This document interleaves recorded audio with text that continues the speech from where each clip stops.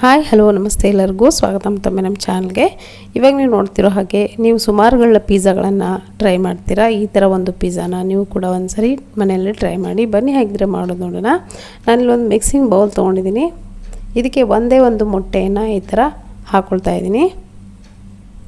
So ಮೊಟ್ಟೆ ಹಾಕ್ಕೊಂಡು ಸ್ವಲ್ಪ ಒಂದು ಚಿಟಿಕೆಯಷ್ಟು ಉಪ್ಪನ್ನು ಹಾಕ್ಕೊಂಡಿದ್ದೀನಿ. ಹಾಗೆ ಆರಿಗೇನೋ ಹಾಗೆ ಚಿಲ್ಲಿ ಫ್ಲೇಕ್ಸ್ ಒಂದು ಅರ್ಧ ಟೀ ಸ್ಪೂನಷ್ಟು ಹಾಕ್ಕೊಂಡಿದ್ದೀನಿ. ನೀವು ಬೇಕಿದ್ರೆ ಜಸ್ಟ್ ನೀವು ಇದಕ್ಕೆ ಅಚ್ಚ ಖಾರದ ಪುಡಿ ಕೂಡ ಬಳಸ್ಬೋದು. ಅವರಿಗೇನೋ ಅಚ್ಚ ಖಾರದ ಪುಡಿ ಇಲ್ಲ, ಚಿಲ್ಲಿ ಫ್ಲೇಕ್ಸ್ ಇಲ್ಲ ಅಂದರೆ ಇದನ್ನು ಒಂದ್ಸರಿ ಚೆನ್ನಾಗಿ ವಿಸ್ಕ್ ಮಾಡ್ಕೊಳ್ಳಿ. ಇವಾಗ ನಾನಿಲ್ಲಿ ಒಂದು ಪ್ಯಾನ್ ಬಿಸಿ ಇಟ್ಕೊಂಡಿದ್ದೀನಿ. ಇದಕ್ಕೆ ಒಂದು ಸ್ಪೂನ್ ಆಗೋಷ್ಟು ಎಣ್ಣೆನ ಹಾಕ್ಕೊಳ್ತಾ ಇದ್ದೀನಿ. ಎಣ್ಣೆ ಜಾಸ್ತಿ ಹಾಕುವ ಅಗತ್ಯ ಇಲ್ಲ. ಇಲ್ಲಿ ಬೇಕಿದ್ದರೆ ಬೆಣ್ಣೆ ಕೂಡ ನೀವು ಇಲ್ಲಿ ಬಳಸಿ ಮಾಡ್ಬೋದು, ತುಂಬ ಚೆನ್ನಾಗಿ ಬರುತ್ತೆ. ಇವಾಗ ನೋಡಿ ಮೊಟ್ಟೆ ಮಿಕ್ಸ್ಚರ್ ಏನಿದೆ ಇದನ್ನು ಹಾಕ್ಕೊಂಡು ಈ ಥರ ಸ್ಪ್ರೆಡ್ ಮಾಡ್ಕೊಳ್ಳಿ. ಇದ್ರ ಮೇಲ್ಗಡೆ ನೋಡಿ ಲೋ ಫ್ಲೇಮ್ ಇಟ್ಕೊಂಡು ಈ ಥರ ಬ್ರೆಡ್ಡನ್ನು ಒಂದು ಬ್ರೆಡ್ ಪೀಸನ್ನು ಎರಡು ಭಾಗವಾಗಿ ಕಟ್ ಮಾಡ್ಕೊಂಡು ಈ ಥರ ಸೆಟ್ ಮಾಡ್ಕೊಳ್ತಾ ಇದ್ದೀನಿ ಮೊಟ್ಟೆ ಈ ಆಮ್ಲೆಟ್ ಮೇಲ್ಗಡೆ. ನೋಡಿ ಒಂದು ಸೈಡ್ ಹಸಿ ಇರೋವಾಗಲೇ ಈ ಥರ ಬ್ರೆಡ್ ಪೀಸ್ಗಳನ್ನು ಸೆಟ್ ಮಾಡಿಕೊಂಡ್ರೆ ಚೆನ್ನಾಗಿ ಅಂಟ್ಕೊಳ್ಳುತ್ತೆ. ಬ್ರೆಡ್ ಪೀಸ್ಗಳನ್ನ ಇಟ್ಟಾದಮೇಲೆ ಈ ಥರ ಒಂದು ಸರಿ ಸ್ಪೂನಿಂದ ಒತ್ತಿ ಬೇಯಿಸ್ಕೊಳ್ಳಿ. ಸೊ ಇವಾಗ ಇದನ್ನು ತಿರುಗಿಸಿ ಹಾಕೊಳ್ಳೋಣ. ನೋಡಿ ತಿರುಗಿಸಿ ಹಾಕಾದ್ಮೇಲೆ ತಕ್ಷಣವೇ ನೋಡಿ ತಿರುಗಿಸಿ ಹಾಕಿದ ತಕ್ಷಣವೇ ಇದ್ರ ಮೇಲ್ಗಡೆ ನಲ್ಲಿ ಒಂದು ಸ್ಪೂನಷ್ಟು ಕೆಚಪ್ ಹಾಕ್ಕೊಳ್ತಾ ಇದ್ದೀನಿ. ಟೊಮೆಟೊ ಕೆಚಪ್ ಅಥವಾ ನಿಮ್ಮ ಹತ್ರ ಪಿಜ್ಜಾ ಸಾಸ್ ಇದ್ದರೆ ಅದನ್ನು ಕೂಡ ನೀವು ಇಲ್ಲಿ ಬಳಸ್ಬೋದು. ಸೊ ಇದೊಂಥರ ಒಂದು ಹೊಸ ಥರದ ಪಿಜ್ಜಾ ಅಂತ ಹೇಳ್ಬೋದು, ಯೂನಿಕ್ ರೆಸಿಪಿ ಅಂತ ಹೇಳ್ಬೋದು. ತುಂಬ ಚೆನ್ನಾಗಿರುತ್ತೆ.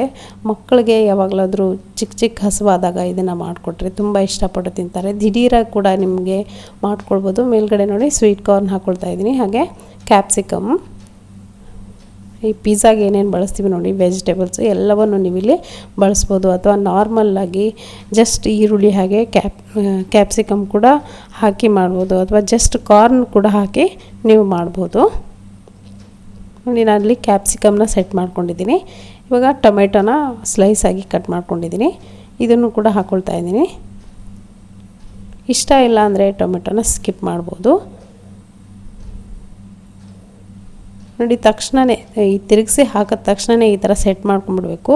ಈ ಸೆಟ್ ಮಾಡ್ಕೊಂಬಿಡೋಂಥ ಪ್ರೊಸೀಜರ್ ಏನಿದೆ ಒಂದು 5 ನಿಮಿಷದಲ್ಲೆಲ್ಲ ಮುಗಿಸ್ಕೊಂಬಿಡಿ. ಯಾಕಂದರೆ ಬ್ರೆಡ್ಡು ಕೆಳಗಡೆ ಬೇಗನೆ ಬೇಯೋದ್ರಿಂದ ಈ ಪ್ರೊಸೀಜರ್ನ ಸ್ವಲ್ಪ ಬೇಗ ಮುಗಿಸ್ಕೊಳ್ಬೇಕಾಗುತ್ತೆ. ನೋಡಿ ಇದ್ರ ಮೇಲ್ಗಡೆ ಚೀಸನ್ನು ಈ ಥರ ತುರ್ಕೊಳ್ತಾ ಇದ್ದೀನಿ ನಾನು. ನಿಮ್ಮ ಹತ್ರ ಚೀಸ್ ಇಲ್ಲ ಅಂದರೂ ಕೂಡ ನಡೆಯುತ್ತೆ, ಏನು ತೊಂದರೆ ಇಲ್ಲ. ಇಷ್ಟೇ ನೀವು ಸರ್ವ್ ಮಾಡ್ಕೊಳ್ಳೋದು. ಮೇಲ್ಗಡೆ ಸ್ವಲ್ಪ ಚಿಲ್ಲಿ ಫ್ಲೇಕ್ಸ್ ಹಾಕ್ಕೊಂಡು ಸೊ ನಾನು ಕೂಡ ಇಲ್ಲಿ ಸ್ವಲ್ಪ ಚಿಲ್ಲಿ ಫ್ಲೇಕ್ಸ್ ಹಾಗೆ ಆರಿಗೇನೋ ಹಾಕ್ಕೊಳ್ತಾ ಇದ್ದೀನಿ. ನೋಡಿ ಇದನ್ನು ತಕ್ಷಣ ನಾನು ಪ್ಲೇಟ್ಗೆ ಸರ್ವ್ ಮಾಡ್ಕೊಳ್ತಾ ಇದ್ದೀನಿ. ಕೆಳಗಡೆ ಎಲ್ಲ ಬ್ರೆಡ್ ಏನಿದೆ ಬೇಗನೆ ಕ್ರಿಸ್ಪಿ ಆಗುತ್ತೆ. ಸ್ವಲ್ಪ ಕ್ರಿಸ್ಪಿ ಆದರೂ ಸಾಕು ನಿಮಗೆ. ಇದನ್ನು ತೆಗೆದುಬಿಡಿ.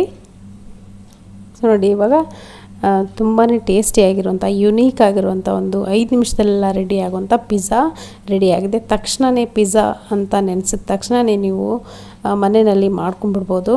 ಇದನ್ನು ಮಾಡಿಕೊಟ್ರೆ ತುಂಬಾ ನಿಮಗೆ ಇಷ್ಟಪಟ್ಟು ತಿಂತಾರೆ ಎಲ್ಲರೂ. ಸೊ ನೋಡಿ ಈ ರೆಸಿಪಿ ನಿಮಗೆ ಖಂಡಿತ ಇಷ್ಟ ಆಗಿದೆ ಅಂದ್ಕೊಳ್ತೀನಿ. ಇಷ್ಟ ಆಗಿದ್ರೆ ಒಂದು ಲೈಕ್ ಒತ್ತಿ. ಹಾಗೆ ನಮ್ಮ ಚಾನಲ್ಗೆ ಯಾರು ಸಬ್ಸ್ಕ್ರೈಬ್ ಆಗಿಲ್ಲ ದಯವಿಟ್ಟು ಸಬ್ಸ್ಕ್ರೈಬ್ ಆಗಿ. Thank you.